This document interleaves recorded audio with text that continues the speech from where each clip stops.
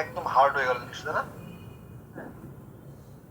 চারকোনা stick হয়ে গেল। এখন দেখেন সিলেক্ট করার পরে আমি যদি এখানে জাস্ট রাইট ক্লিক করে ফেজারটা অন করি,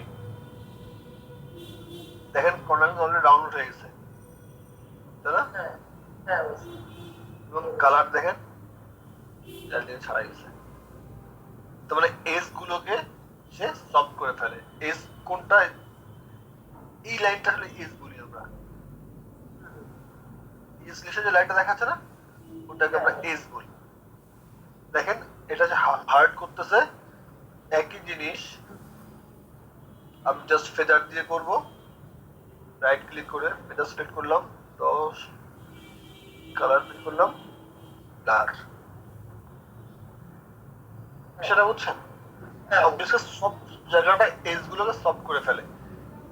এই কাজটা কিন্তু শুধু কালার পিক করে ড্রপ করলাম তা না, সব প্রতিটা সব সিলেকশনের জন্যই এটা কার্যকরী। আপনি এটা ব্রাশিং করবেন, লাইক হচ্ছে দেখেন এটা আমি নিলাম, নিয়ে ব্রাশ দিয়ে কালার ফিল করে দিব। হ্যাঁ,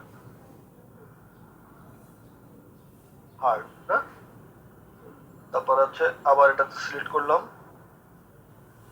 করে ফেদার দিলাম, দিয়ে আবার ব্রাশে কালার ফিল করলাম, দেখেন সফট হয়ে গেছে এটা, বুঝছেন? এখন দেখেন আবার এই জায়গাতে আমি এটা কেটে ফেলবো, মনে করেন এটা যদি কেটে ফেলবো, ডিলিট করে দিব, হার্ড না। আবার এই জায়গা থেকে সিলেক্ট করে ফেদার দিব, ডিলিট করব, দেখেন অনেক সফট হয়ে গেছে,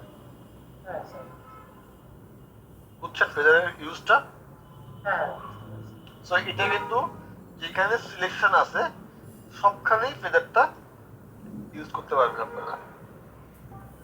হ্যাঁ,